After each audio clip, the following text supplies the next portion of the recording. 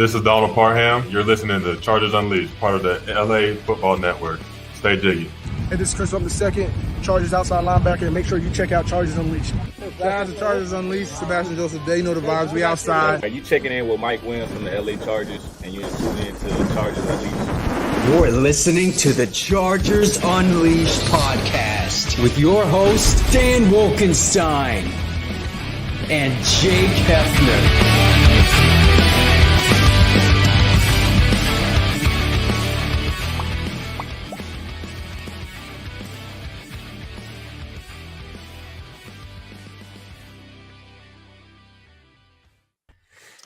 Welcome to another edition of Chargers Unleashed. Jake Hefner and Dan Wolkenstein here with you from the LAFB Network. Today's show, of course, is being brought to you by Bet Online, Charger Bold Family, Rock Solid Sports Memorabilia, and Athletic Greens. If this is your first time tuning into the show, make sure to hit that like and subscribe button on YouTube. You can also follow us on Facebook, Twitter, Instagram, Spotify, and Apple Podcast. Dan Wolkenstein, for the first time under the Chargers Unleashed banner, for the first time in 4 years. Oh, say it again. We get to talk about Chargers playoff football. Get the regular season out of here, man. I'm done with it. I'm done with it. One way or another, I'm finished with it. I don't care about it anymore. Everything back to square one. Chargers gearing up for their first playoff game. Wild card weekend. Chargers versus the Jacksonville Jaguars. Jake, men, women, children of all ages, the Chargers, the Los Angeles Chargers lock up the 5 seed, are the top wildcard team in the AFC. I believe the 4th best record in the AFC as well. Chargers play prime time Saturday night. So much to cover. First and foremost, for those in the comments, for those who are watching live, give us a quick like and subscribe. You know how to do this. We love doing live shows. This is for the fans of the audience, so make this as engaging as possible. So leave us comments, leave us questions, leave us ideas, things you're happy about, things you're upset about, things you'd like to see come playoff time. What do you expect with the Jaguars? Should Jake wear a hat forwards or backwards? Should I wear a hat to hide my mug? Whatever you want. Say it all. We're here for you. Jake, nothing is going to take the shine away from the fact that these Los Angeles Chargers are now in playoff football. Not even you are going to take away the shine. I'm not letting it happen. Not letting it happen. Going into this game, it looks like we have everyone ready to play. Luckily. Ready to play. Possibly Rashawn Slater. Yes, I think Mike Williams will be playing against the Jaguars. It was alluded to that as much today. Questions, comments, concerns by people in the chat, put them in there and we'll go ahead and play them. We'll put them on the show. Give us a shout out, however you want to do. Jake, I got to start this thing off with a simple question. Oh, man. Over or under? Over or under? I don't know. I wonder why I would not have guessed that this question was incoming. Over or under how many F-bombs Jake has on this show? I'm going to put the over and under 1.5. What? Man, everybody start pounding me over if that's the case. Jake's never happy. That's why. Okay, Jake, let's talk about our friends over at Bet Online real quick so we can get into some of these questions. Well, we want to remind everybody that over at Bet Online is going to be remaining your number one source for all of your sports betting needs this season. You'll always find the latest odds, team matchup info, player news, and game trends over at Bet Online. And as your continued source for all sports wagering information, Bet Online features live betting, free contests, and giveaways all season long. Always the fastest and easiest way to bet on all your favorite sports and events, whether that's NFL, for gearing up for the playoffs, NBA, NHL, MMA, tennis, boxing, or even golf. Head on over to betonline.ag to join and receive your 50% welcome bonus with your first deposit. And make sure to use that promo code BELIEVE, that's BLEAV, to receive your rewards. Bet Online, where the game starts. Scott Childs, we'll start off with you. By the way, love the kind of Bitmoji, whatever thing you got going on your YouTube channel. It looks great. Looks like it's a Chargers fan as well. But Scott Childs chimes in. Not going to lie, Joe Lombardi had a good game plan and play calling. Jake Hefner Folks have been bitching. We have been for most of the season. Where the hell is this Chargers offense? Why is nobody healthy? Why can't we get efficiency? Why can't they score third quarter touchdowns? Why can't we get red zone touchdowns? Last couple of weeks, Jake, his offense has looked pretty good, pretty healthy. And aside from 2 offensive skill positions causing turnovers, fumbles yesterday, this Chargers team could have put up 40 on a top 10 defense in the Broncos. So, good game plan, good play calling. Folks were clamoring to see this in the last 2 weeks going into the playoffs. They're seeing it. What say you? For, let's just say, all the crap that happened yesterday in Shut up. No, we're not there yet. Staley We'll get to it. We'll get to it. Let me finish my sentence. Let me finish my sentence.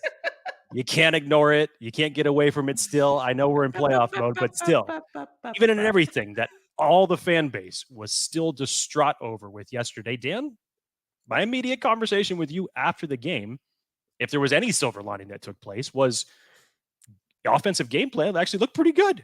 Justin Herbert looked pretty damn sharp. And if it wasn't for 3 drive killers, one being the Austin Eckler fumble, the other being the Gerald Everett drop on third down, where he literally had about 12 or 15 yards ahead of him.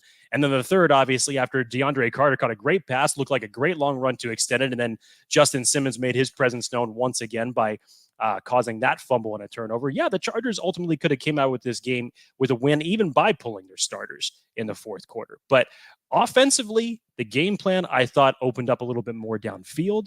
The protection was a little bit better for Justin Herbert, obviously, in this one. That has been a reason in the past to why he hasn't been able to. Well, it's been one reason, but of the many reasons that we have criticized Joe Lombardi on this show. Again, I'm not stepping off my banner just yet. But going into the playoffs, that was a little bit of the momentum, let's just say, that I liked to see. So from Justin Herbert's standpoint, looked sharp, looked on the money. I thought over these last 2 weeks, especially after those 2 turnover games that he had against Tennessee and Indianapolis, that he needed to get his self right. And I feel like he's done that these past 2 weeks. So offensive game plan, Joe Lombardi, it's playoff time. Just continue with what works and open up that playbook a little bit more. We are Chargers Unleashed live playoff edition. Questions, comments, put them in the chat. We'll go ahead and discuss these live. The show is going to be yours. You guys have the steering wheel, so we will go as far as you guys would like us to go. Jake, let's look at another one of these comments. Connor says, I want to see Herbert go nuclear in the playoffs. He deserves this. Hell yes, he does. Hell yes. Prime time Herbie, baby. You may need him to go nuclear. That's what this is for. That's what you got him for. Hey, I'm all for it. Now, it's interesting. Justin Herbert, you go back and look at the season, right? Statistically, other than like yards, if you just were a stat guy and didn't watch any games, you'd be like, wow, Justin Herbert regressed. Like, he didn't do that great this year. But that is not true. And you look at each of these games and some of the quote-unquote interceptions that has come to him on accident because of people either dropping or tip passes or people going the wrong direction, i.e. Gerald Everett week 2 against the Chiefs. Justin Herbert could have 30-plus touchdowns easy. And again, all this on broken ribs. Justin Herbert, healthy. He's got Mike Williams, got Keenan Allen, got Gerald Everett, got Austin Eckler. Offensive line is fully intact other than Rashawn Slater, who might actually be there, which we'll talk about. A nuclear Justin Herbert on prime time Saturday night is going to be a sight to see. And that's what has everybody excited. If you look at the playoff quarterbacks, which is crazy to me. Someone tweeted me today, Jake. Just in the AFC. Just in the AFC. Did you know Patrick Mahomes is the oldest quarterback in the AFC playoff picture? Like, isn't that crazy? Future is bright for the NFL. We got a quarterback room of Tua, Trevor Lawrence, Justin Herbert, Josh Allen, Patrick Mahomes, Joe Burrow, and then hopefully Lamar Jackson. You can argue those are the 7 best quarterbacks in the AFC, all in the playoffs. So I think things happen correctly. We'll see if Tua plays. We'll see if Lamar Jackson plays. But Jake, I like this draw. I like this draw. Chargers versus Jaguars. It's the team I'd rather play as a wild card team, which we'll get into kind of that matchup. Let's see. Fredo has a question. Slater update. Jake, did you get a chance to listen to the press conference today? I did. I heard Brandon Staley's comments on Rashawn Slater. It's, kind of a little vague. Are you leading to one side or the other? Because he basically was just saying how proud he was to get himself to a point where he possibly could play. But basically, in so many words and paraphrasing, it didn't really give an update as to one way or the other. So if I'm gauging the tea leaves off of this, again, we still have to wait for an announcement for the Chargers to officially activate him in the 21-day window for him to play. I think he's playing. I think he's playing. I think he's playing. Dan, you're still going to be the optimist of the two of us. I'm still going to say that if he plays, it's next week. It's next week. I would say he's got a better chance of doing it next week. I think he's playing. I think it's going to be similar to what we saw with Joey Bosa, where they were like, oh, you'll see he's progressing well, and then bam, he's activated and going. I think he's going to play. My fingers are crossed. I would love to see it, and I hope to God I'm wrong. But we'll see. And Austin Eckler said it on the last show that we had him on, which if you haven't had a chance to go listen / watch it, it was a great discussion with him, one of the most insightful ones we've had. Shout out to Jamari Sawyer, by the way.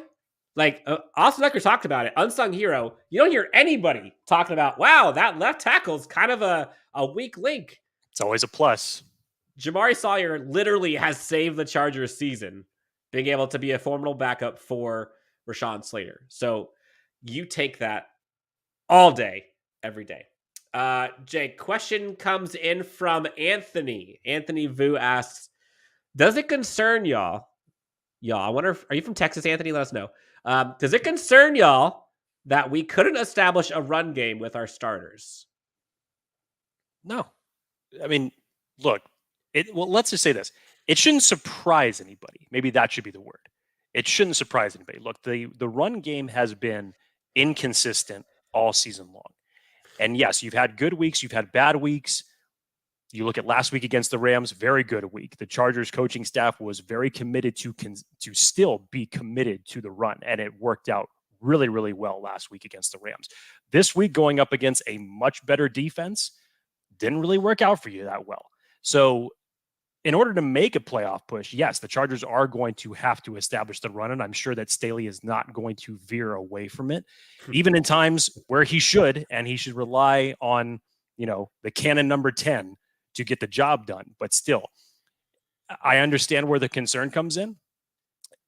I think in this game, the aspect of it being overly concerned in a game that really did not mean anything when it came down to it, it still didn't bother me that well. But you need to get it going. That is for sure. There's no question about that. So surprised? No.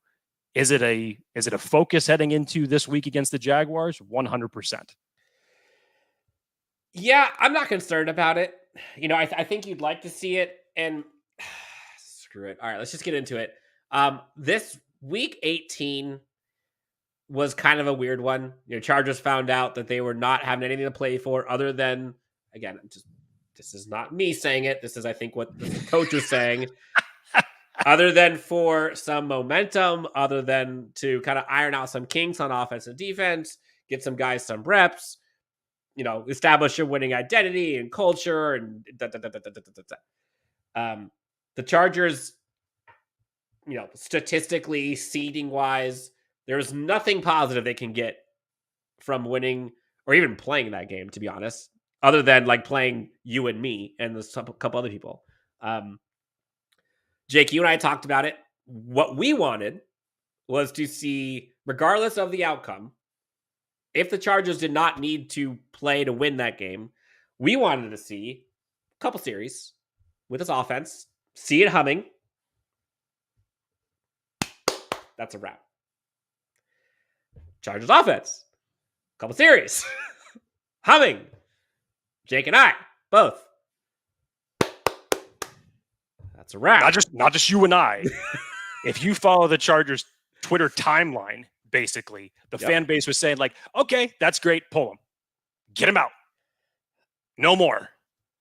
And nada. Minute by minute by minute, The heart rate, the blood pressure of Chargers fans everywhere. The announcers talked about it. Twitter was ablaze. People were pissed. Rightfully People were so. stressed. Rightfully so.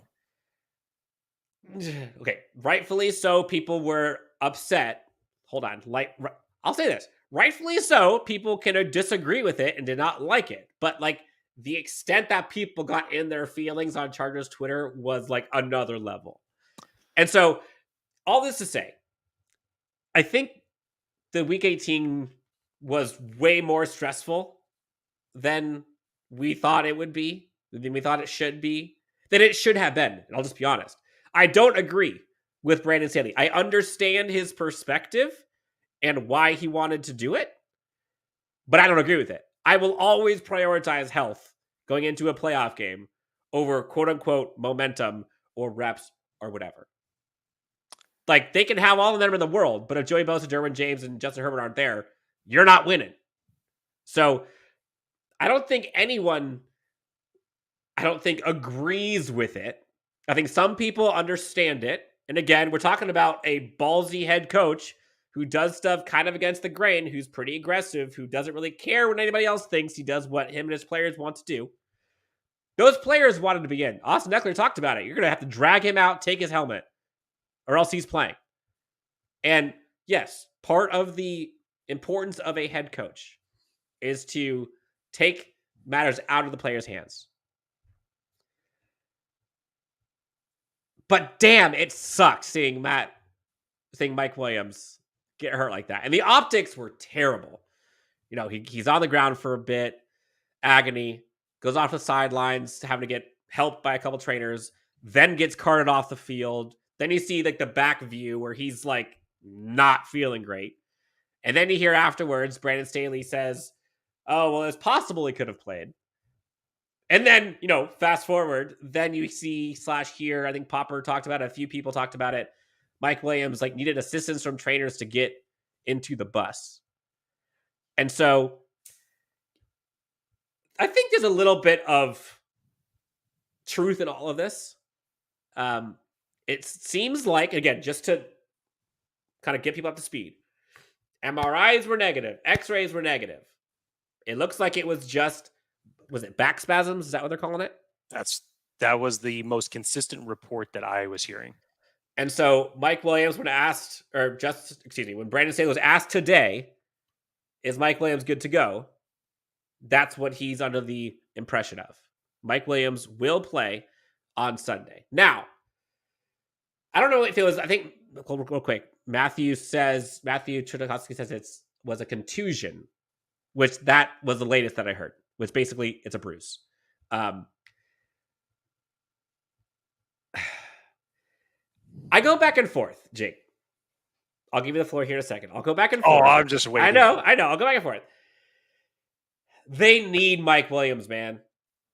Like, and given the history, given kind of how much we've seen, how much he means to this team, given the injuries he's had in the past, given the narrative of the injuries this season, like there probably are like 8 to 10 guys that I'm like, do not let them get hurt. I would put Mike Williams in that, Keenan Allen's in that, Justin Herbert's in that. I would put Eckler in that, Derwin's in that, Bosa's in that, Max in that. Like, those are the guys, like, no excuse. I think he'll be fine. But it was a scare. People were pissed and people were questioning it.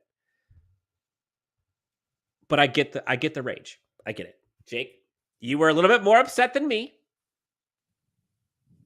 How are you feeling now? It's been a little more. It's been roughly 24 hours since.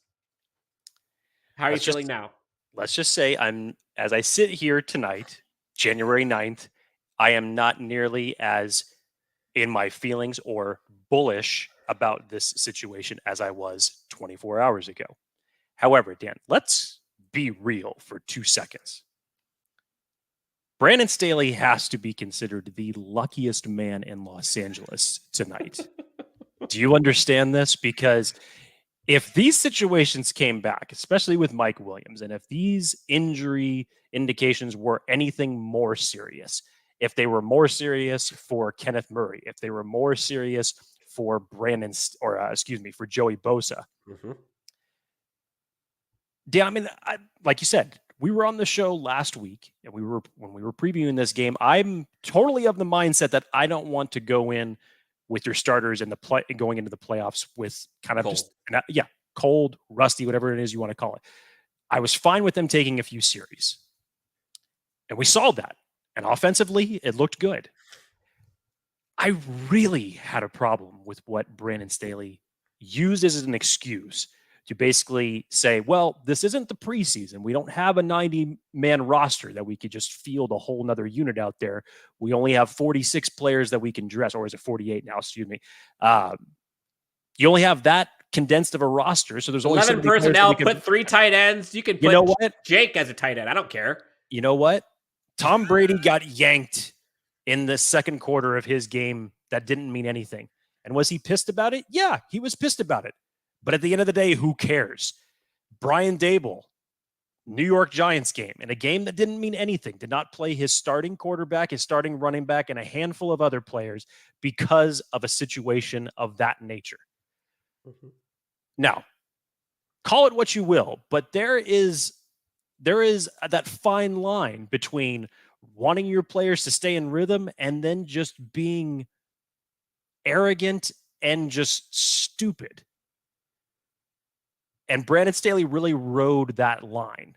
And luckily for him, you dodged some major obstacles with this. And I think he knows it. And I think that's probably the frustration that you saw from him in the press conference yesterday.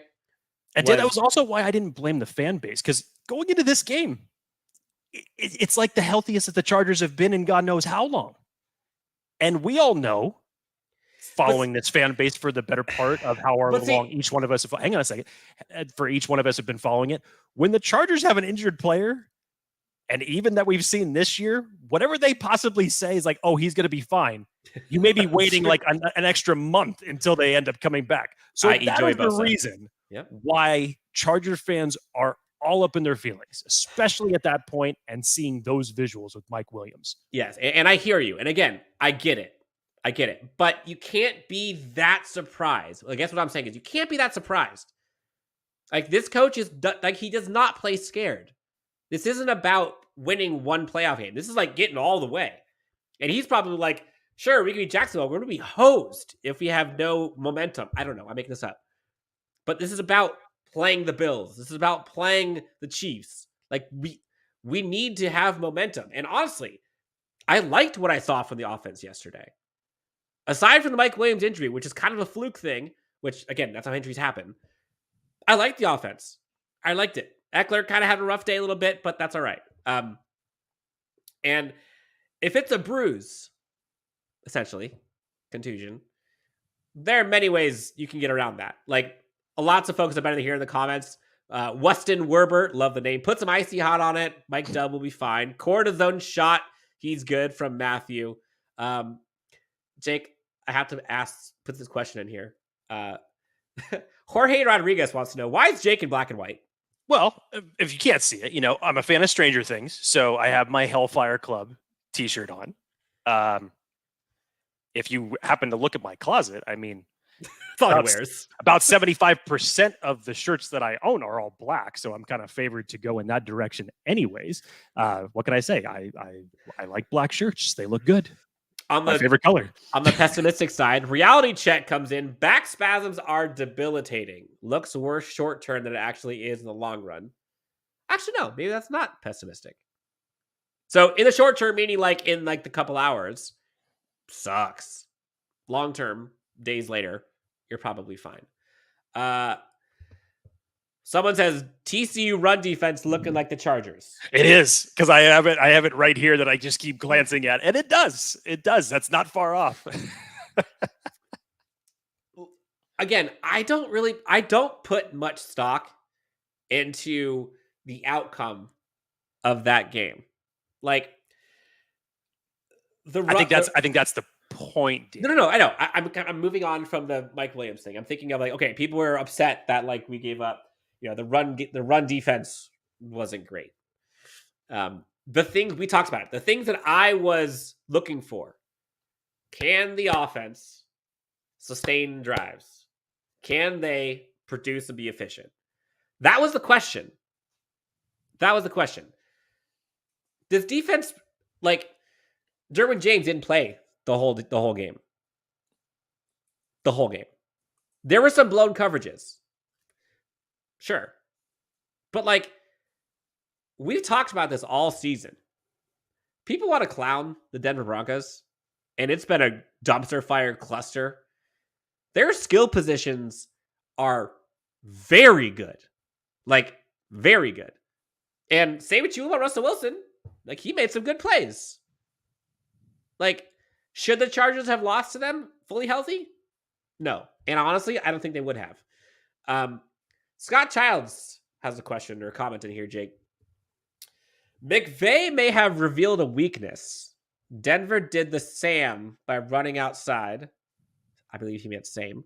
Hope they correct the weakness. I am very glad that someone said this, because after your soliloquy that you were going on as far as, I'm not that, worried about the outcome of the game. I get all that, Dan, because you wanted to see the exact same things as I did. But given what you saw from the Rams game and what Cam Akers did to this defense, we were going into this game wanting to see that clamp down a little bit. Again, this was Latavius Murray. That was the running back here, but it didn't matter. Usually it doesn't matter who the hell the running back is going up against the Chargers this season when it comes to rushing defense. So even the announcers were calling it out, Dan. They were saying, that could be something that Jacksonville is going to look at next week and try to take advantage of. And now you're going up against a much more fluid and versatile offense with Trevor Lawrence at the helm. So yeah, it's definitely something that when you're in the film room this week, coaches and players alike better be taking that into account, and hopefully you don't allow that weakness to kill you on defense. If you're just tuning in, we are doing a live Q&A. The show is yours. Take the reins. So we're going through these comments and questions. If you have not already done so, please hit the like and subscribe button on YouTube. Helps us out a ton. Jake, let's get to some of these comments here real fast. QGT1 asks score prediction for the Chargers versus Jacksonville game. We're nowhere near that. It's too early. It's too early. It's too early in the week. If you want to give yours, if you want to give yours, go for it. By the way, guys, we have an action-packed week on Chargers Unleashed. Multiple special guests, multiple episodes coming up this week after this. So very much looking forward to it. One of the crowd favorites, Jake, is going to be joining Chargers Dan Unleashed. Wolkenstein once again. Beep, boop, beep, boop, beep, boop, beep, boop. Working the phones. 1-800-COLLECT. Do you remember when that was a thing? Yeah, I remember that. Dang, we are old. Someone asked, Matt Filer needs to step up, but who do you think will take his spot once Slater returns? Now, that's a two-part question. One, should someone take his spot? And if so, who?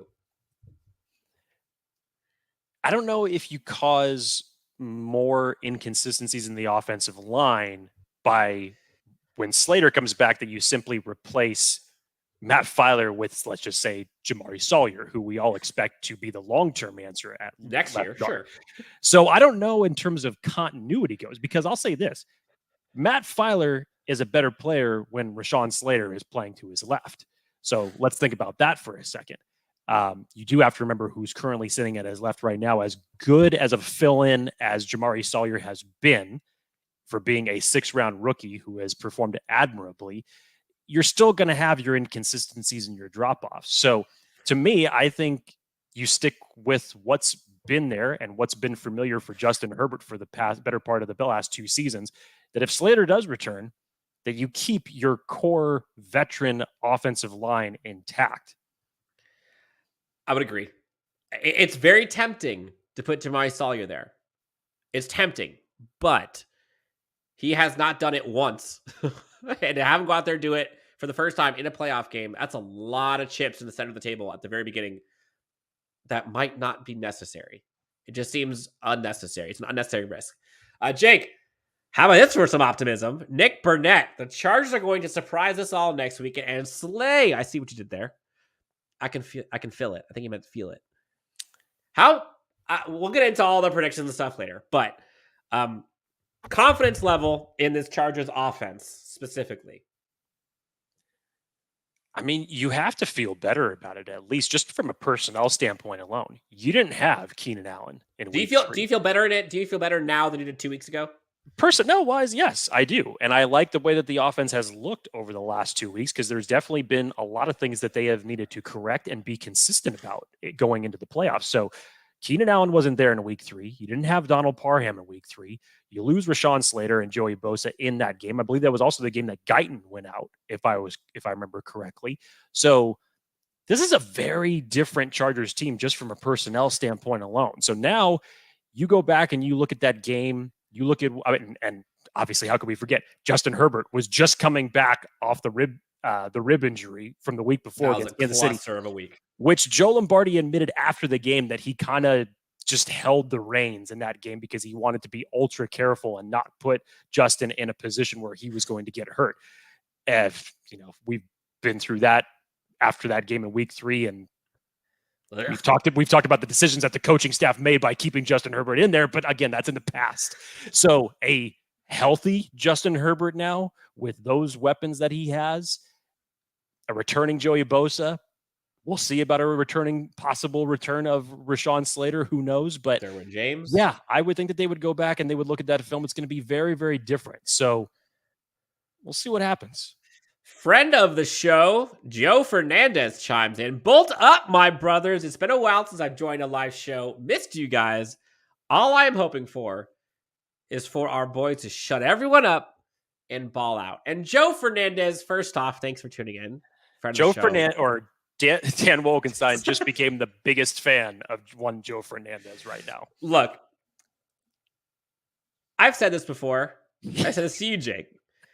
If the Chargers win this Saturday, still waiting for the shirt to be printed. If the Chargers win this, imagine the euphoria. Imagine the euphoria. Imagine how quiet. God, they quiet. Imagine how quiet some of these pessimistic, some of these haters, some of these leeches that are so toxic. Not all of them are. But there are some. You guys know who they are. You've seen them. If they win, crickets. It will be absolute crickets, and it will feel so good. So, yes, all I'm hoping for as well is for the Chargers to ball out and shut everyone up. Let's see. Let's get into some of these questions real fast. Wustin Werber. Our fan base has been traumatized over the years, so I get it. The Broncos game was a lose-lose situation either way. I agree. I think Brandon Staley was screwed.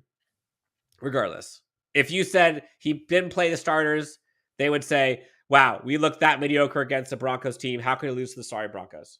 Like, if they lose, like it was kind of a lose-lose. I don't get it. There was an interesting one here that I thought was kind of funny. Let me see if I can find it. I think it was from, come on, it's coming up quick. Hold on. I lost it. Oh, well, I'll see if I can find it. But there was someone that asked, basically I'm paraphrasing, but they had said, Jake, that like, let's not pretend like Mike Williams isn't like injury prone to where like you can easily see him get hurt in the first play on Sunday, not even related to the back spasm or the back contusion or the bruise. Like, I don't put next week on Staley for Mike Williams. I don't. Like, he dodged a bullet for sure, but like now we're good. I think most people in the comments, Jake, are saying they agreed with playing as starters, but also agree they should have had a personnel active to where once they got to a certain point, i.e. for you and me, those first 2 drives. How about boys and girls activate more than 4 wide receivers? This team has been doing that for the better part of this year. And that's even when Keenan Allen was not in the starting lineup. So give your personnel a little bit more depth while also giving your quarterback maybe an extra target to throw to. I don't know. MB says, I think the defense play calls are pretty vanilla, though. I agree. I don't disagree with that one bit. I thought the defense, like there was no positives to come from the defense balling out other than momentum. And then you get 11th win, which you've seen, Jake, some people have talked about. Like, I wonder if there was like a kicker for Brandon Staley if he got to 11 wins versus 10. Like maybe we would have gotten paid more. Who knows? Jorge says, I don't think the defense really wanted to be out there. I disagree. I think every one of those players wanted to play. I don't think they wanted to. Here's what I'll say to that, Dan. I agree with you, but if you're a defensive player and you see Kenneth Murray go out and Joey Bosa go out in a very short amount of time, like you're out there, but are you really going at 100% after watching both of those guys go down? And it was noted that from all the man coverage that we've seen the Chargers been playing over these last couple of weeks, being more aggressive, it was much more soft zone. So yes, defense from a vanilla standpoint, and I hope that was from a standpoint of just being, careful after the injury started to happen. But even as a player, it's just like, look, okay, let me just reset my head for a second. This game doesn't mean anything. We got the playoffs next week. I'm not going to go 100% here. Jake, apparently you did me dirty when you did a SpongeBob impression. How I sounded. Would you rather I make it like Stewie and we could, be talking like this a little bit now? I wish I could talk like Stewie the whole day. That would make my day. Oh, God, yes. Okay, lots of questions here. People have been asking, a few people. Some people are predicting that Mike Williams is not going to play. People are asking, yes, I do think Mike Williams will be back. The coach said so. It's a back contusion, i.e. bruise, many things that could be done to help with that. But in short, yes. Okay. Everyone, if anybody else sees anybody in the comments asking that question, help us out. Just tell them they already said it. Yes. Dan, okay. I got something that might not necessarily help back contusions. Okay. But will definitely help you feel good internally. Oh, I know we're going. Did you have it? If I did have it earlier today, yes. Or if you're in Dan Wolkenstein's case, his optimism is lifted every time that he grabs a big cup of Athletic Greens. If you guys have been following the show, Dan and I have been taking Athletic Greens now for about the past 2 months. Specifically for me, I like to stay in shape. I go to the gym regularly, but my diet has been absolute crap. Look, I can tell you a little story right now. Yes, I don't have any discipline when it comes to my diet. Yes, I like fast food. What can I say? I'm a big lover of In-N-Out. And so has my wife been over the past couple of days because a burger has sounded really good to the both of us over the last 3 days. And yes, we have had that for dinner. But when I'm not eating In-N-Out burgers or any other type of fast food, definitely Athletic Greens from a standpoint of getting all of the essential vitamins, minerals, nutrients that you need for essential when it comes to just overall health, especially when it comes to your gut, like me riding that line of pushing 40. Athletic Greens is definitely something to go out there and get your hands on. And to make it easy, Athletic Greens is going to give you a free 1-year supply of immune supporting vitamin D and 5 free travel packs with your first purchase. All you have to do is go and visit athleticgreens.com/Chargers Unleashed. That is athleticgreens.com/Chargers Unleashed to take ownership over your health and pick up the ultimate daily nutritional insurance. We don't sling stuff we don't actually enjoy personally. AG1, I'm telling you, is probably one of the most delicious things. This is the residue right here. I still haven't absolutely finished it, but this was it.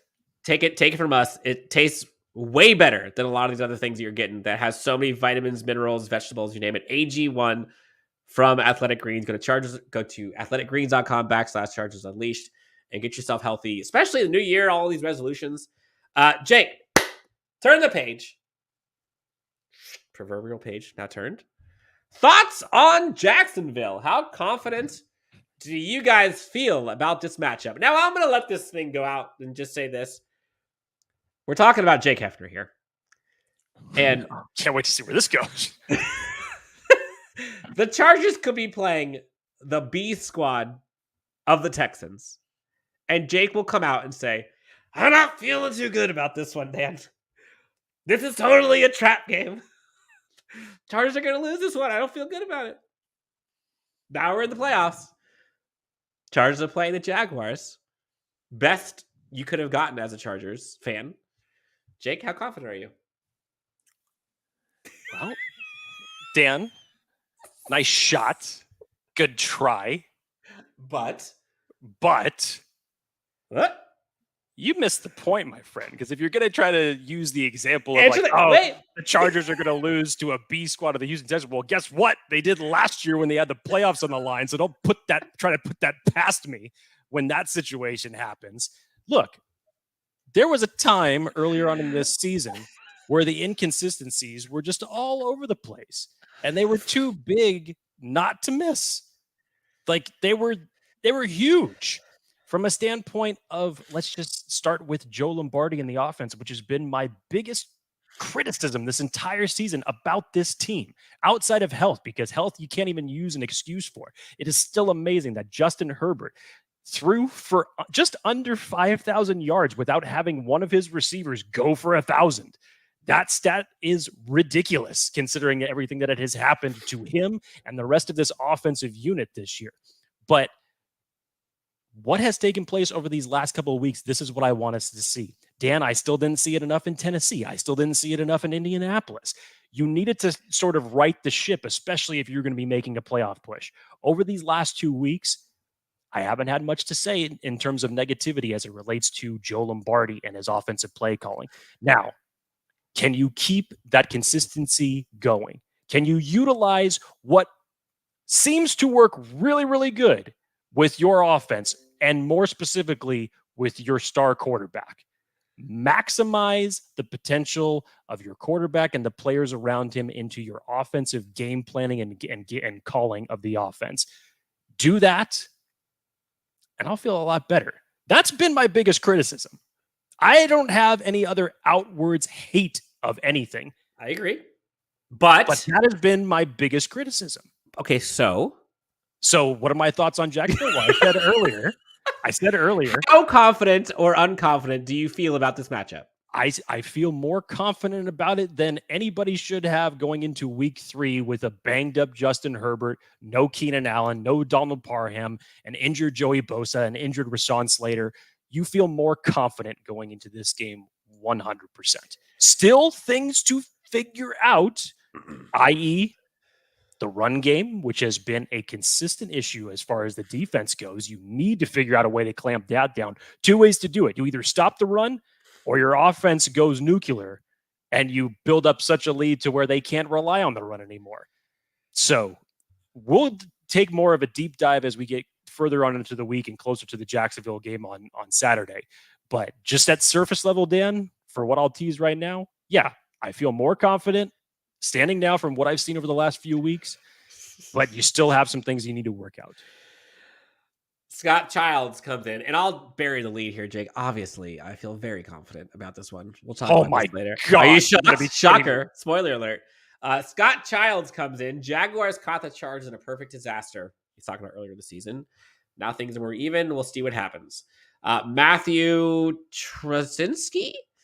Nick Wright, of course, Nick Wright, thinks that the prince that was promised, i.e. Trevor Lawrence, is going to beat us.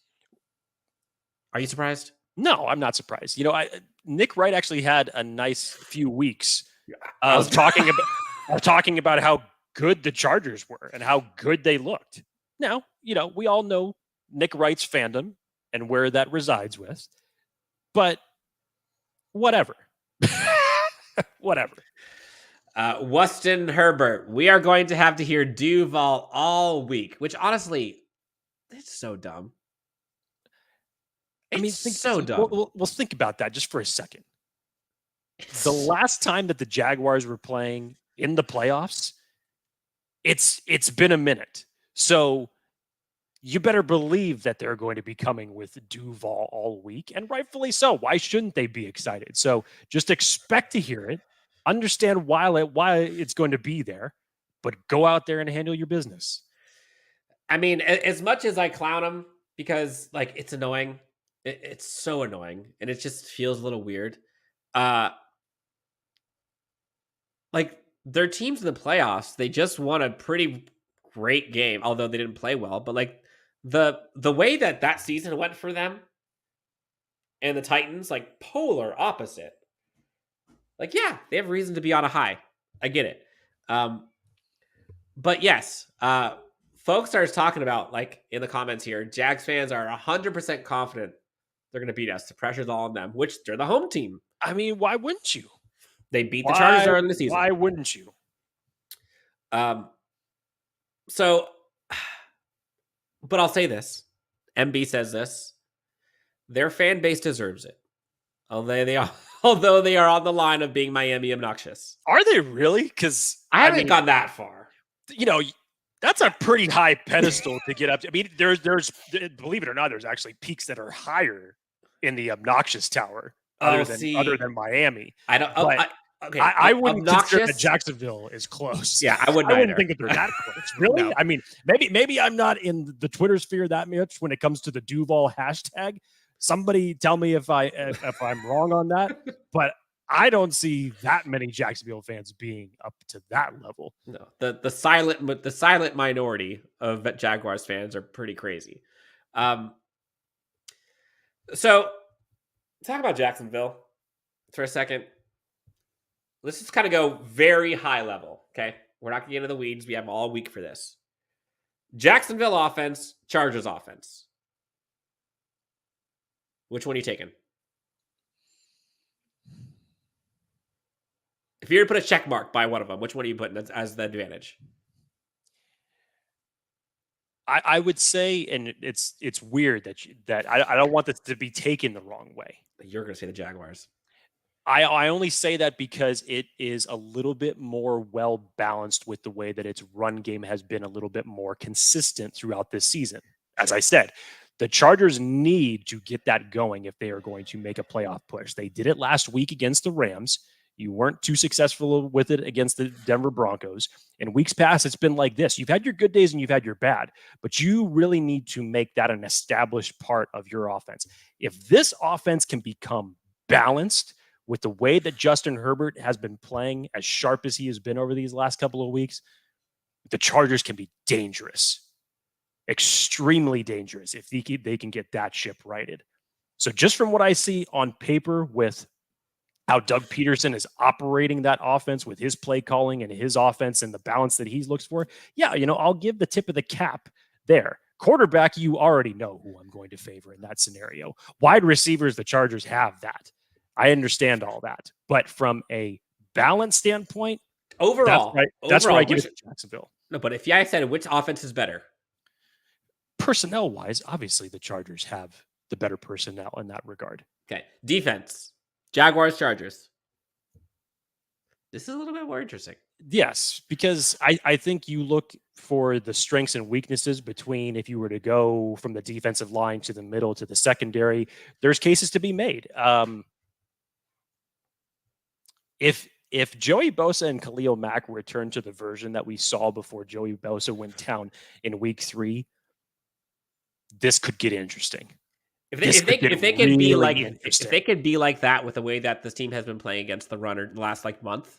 It's also including, and Dan and I have said this, when we have heard over this last month in relation to this defense, when you're hearing guys that aren't household names, you're not hearing Joey Bosa, you're not hearing just Derwin James, you're not hearing just Drew Tranquill, but you're hearing guys like Kenneth Murray, Morgan Fox, Kyle Van Noy, what he has come into over these last 5 weeks, Jasir Taylor, what he's done. How about Michael Davis? You get that defense playing the way it has for the better part of this last month. You can get a defense that can stifle that Jaguars offense, I believe. Special teams. Oh.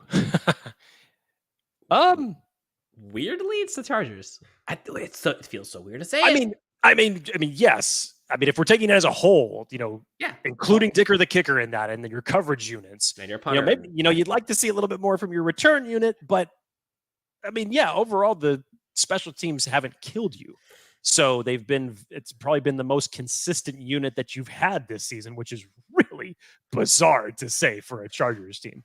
Jake, one of the funniest names that I've seen come into the chat is I'm looking at it right now. Girthy Guitarist. That's great. And has the Rolling Stones lips with the Chargers logo on the tongue, which is pretty funny. That's good. Girthy Guitarist says, let's hope the Chargers can catch and not fumble. That'd be nice. That'd be nice. I have so many questions about the name, Girthy Guitarist. You had issues with catching and fumbling last week, so let's just hope you got that out of your system. Do you think the girth is referring to the guitar? I don't know, but you know what? I have a fat cat, and I use the term girth a lot anyways. So kudos to girthy guitarists for putting together a name like that. Reality chat comes in. Who remembers Blake Bortles then Jalen Ramsey Jags? I remember it. Shout out. A lot of people in the comments are talking about kind of the position by position group, and Chargers are taking most of the time. Jorge Rodriguez says girthy fingers. Girthy fingers. Girthy, that sounds like a great name for like a fantasy football team. Look, with about 12 minutes left in this show, just start inserting girthy into anything that you could possibly do, and let's just filter them through. All right, here we go. All right, so have a little bit of fun. Okay, so look, we've had a girthy episode here. There you go. Now we're talking. And I think it's important for folks to kind of, I was going to leave this girthy fingers up for a bit because anyone who comes in now for the first time is going to be like, what the hell are they talking about? Also, what show is this? if you're first time tuning in, hit the like and subscribe for more girthy takes. Fingers. So Jake, look, let's talk about Jacksonville for a second. I agree. I think their offense is more balanced than the Chargers as a whole.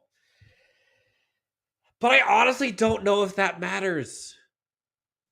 Like, it's true. Oftentimes, the godlike quarterback wins playoff games. And Trevor Lawrence has looked pretty darn good this season. But let's call a spade a spade. Like, he's not Justin Herbert. You're right about that. And it's interesting for both of these quarterbacks, they're being their first playoff appearance since they've been in the NFL. How is each one of them going to respond? Trevor Lawrence has been on those big stages. Justin Herbert has been on those big stages. Here's where the X factor kind of comes into play, Dan. I mean, Doug Peterson's been there before. Mm-hmm. This is Brandon Staley's first time as a head coach getting into there. So let's see what he can possibly dial up to be creative. But yeah, from a personnel standpoint, the Chargers have all the girth. Let's just say that. From a personnel standpoint, they got the girth. Now, can you go out and execute properly? Oh my God. Yeah. Now we're talking Harry Potter and the Girthly Hallows. Now we're getting creative. I like it. Oh man, this is too much fun. Folks who are late joining, we've already talked about the injury sustained yesterday. We already talked about the impact. We already talked about the Brandon Staley decision. If you haven't had a chance, rewind. You can go look at it. We're currently just going for as many ways to use the term girth for these last 7 minutes. Scott Childs again from the top rope. Star Wars, the girth strikes back. But Jake, okay, so in my eyes, I think this defense, I think they kept receipts from that week 3 game. And that week 3 game, there are a lot of folks who were not playing and or who got hurt. I don't think Corey Linsley was playing in that game. And who was out? Mike Williams and Keenan Allen? One of those two did not play. That was also coming off the week from Kansas City that you lost Corey Linsley in the game. You also lost Trey Pipkins late in that game. I can't remember if either one of them were playing in that game. It's a very different team now. The Chargers secondary is playing together on a string. Bryce Callahan is balling out. I think he should be good to go. Alohi Gilman's been great. Derwin James will be back. You saw what Derwin James did in one half of football. Week 17. Like, heat-seeking missile. And Joey Bosa back with Khalil Mack. Setting both edges, I think, is going to be key. I like our squad, Jake. I like our squad. This is the goodest time as ever. And man.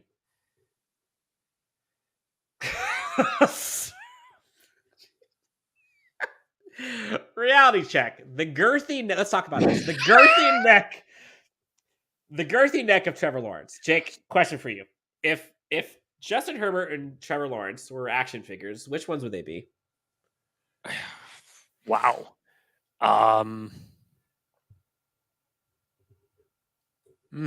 This is interesting because I think to like the comic books, maybe like a Gambit or maybe a Adam Warlock. You know, you kind of use the long hair as just a base point for that to think of action figures or superheroes. But look, girthy neck. As much as I like this comment from Reality Check, you just kind of reminded me of it. Who has a more girthier neck than Mike Glennon? I mean, or Glennon. Yeah, Mike Glennon. Anybody remember Mike Glennon? Yeah. Neck. Girth. That's Mike Glennon. It's neck Glennon, actually. Yeah. Oh, man. All right, so we've got some predictions in here. Someone's saying 31-17 Chargers. Someone says Chargers 47, Girth 0. Which will be happening on Planet Girth, according to Reality Check. Jake, we got 5 minutes. Guys, gals, in the comments, last chance. Let's kind of go rapid fire. Any questions, topics, discussion points you'd like us to cover? The early lines right now, Dan, since people are starting to throw out game predictions, the early lines right now is Chargers are favored by 1.5 points. It's going to move. Over under is 47. Oh. I'd pound the over for sure. I would pound the over for sure. Yes. Shadokis. I'm hoping I say that correct. After the Heath Adventures predicts 27-23 Bolts, which puts that at 50, so they take the over. Do you see the team occasionally using Chicken Parm as wide receiver? I personally love how they have started using Donald Parham more this game against Denver. You look at last week against the Rams, and even the week before that, Dan, there was the play that was negated for holding, but Donald Parham got free for like a 30-yard pass that didn't even count. So what I would like to see is them utilizing more of their 2 tight end sets between Gerald Everett and Donald Parham in the red zone, which we got a preview of last week. I'd like to see more of that. Give me more of that, please. Vile Productions. If anyone thinks the Chargers were trying 109% yesterday, you're delusional. I think right. We all agree. That's right. I'll agree. I don't disagree with that. Matthew takes the over and the Chargers minus 1.5. He also attempted to do it with Donald Girtham. I don't know if I buy that one. Ooh, good question. Put in the comments. I guess it's fair. I guess it's fair at this point in time. Yeah. Bold predictions. We can start talking about bold predictions. Okay. Yes. In the comments, tell us what your bold predictions are for this Chargers Jaguars game. And hell, Jake, if we get someone who can get it correct, I don't know exactly what we'll do, but Jake and I will. How about a giveaway? We'll do a giveaway. We'll do a giveaway. All right. If you get it right, giveaway is yours. The girth is yours.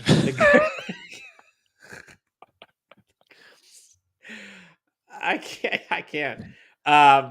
Go ahead, Dan. Make a bold prediction for this game. Bold prediction.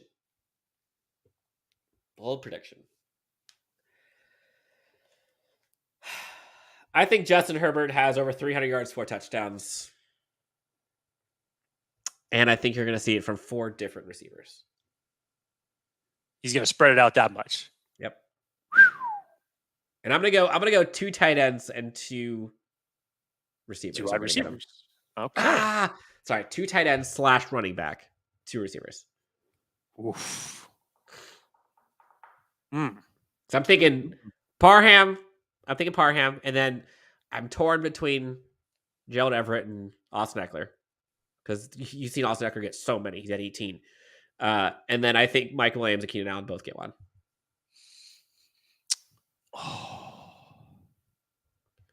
I say Austin Eckler stays hot. I say he goes for over 100 yards in this game, as you've seen it with this coaching staff. Still, even when it doesn't necessarily work to the offense's benefit or even look good on the final stat sheet, they still will remain committed to the run. So I think you'll see the run game, as non-existent as it looked yesterday and as inconsistent as it has looked throughout this season. I'll make a bold prediction to say Austin Eckler gets in the end zone twice, goes over 100 yards rushing on his own. Okay. We've got some bold predictions in here. Scott Childs says Herbert gets 4 touchdowns. Daniel Hordak has Chargers 34, Jacksonville 16. That's a blowout. We've got Jorge Rodriguez in here saying defense gets minimum 2 picks and over 5 sacks. They make Trevor Lawrence look mediocre, which, if we're being honest, the Tennessee Titans made Trevor Lawrence look mediocre. Steve Doyle, Chargers 23, Girth 17. Woodrow Piney. Keenan Allen has some dance moves that need to be discussed, though. For real. Bro, my favorite of this, I even paused this moment in the game to rewind it and show my wife what he did. I can't remember what quarter it was, but it was right after he had a catch, and it looked like he was like getting up like real slowly, and then just all of a sudden just went into the hole. Just out of nowhere. It looked great. I loved it. Was he doing the Superman? Is that what that was? I don't know what the hell he was doing, but it looked good. He made it look good. I made it look like crap, but he made it look like good. We're wrapping up. Let's go into some of these. Rupon says Keenan Allen over Mike. Keenan and Mike over 100 yards each. That's a bold prediction. Marin, I'm terrible with names. I apologize. Eckler gets both a receiving touchdown and a rushing touchdown. Jorge's excited to see what Bosa and Mac duo looks like. Steve Doyle says Bosa gets 2 sacks. Return. Scott Childs has Eckler goes for 53 yards, a touchdown. Rushing touchdown and a passing touchdown. Okay. So 2 touchdowns for him. Matthew, Chargers defense, 4 sacks, 2 interceptions. Ooh, 2 defensive touchdowns was called out here. Chargers block punt, bold prediction. Man, if I hope we got a girthy special teams prediction. Oh, this is too fun. All right, guys, gals, we're going to be wrapping this thing up. We have a ton in store for you this week. Stay tuned. New episode coming tomorrow. I'll tell you that right now. Friend of the show's coming all week. Very exciting time. Chargers are in the playoffs. They are the number 5 seed going up against the number 4 Jacksonville Jaguars. We get to talk about playoff football. Jake does not get to talk about the draft. And that makes me so happy. That makes me so happy. I can't tell you how much we appreciate everyone out there who has been supporting us throughout this entire thing. It's been a wild ride, and to think this is just the beginning, Jake, is pretty insane to me. We may or may not be at Radio Row. There may be some Chargers Unleashed presence, an LAFB presence at Radio for the Super Bowl. And imagine the euphoria, Jake, if the Chargers are there.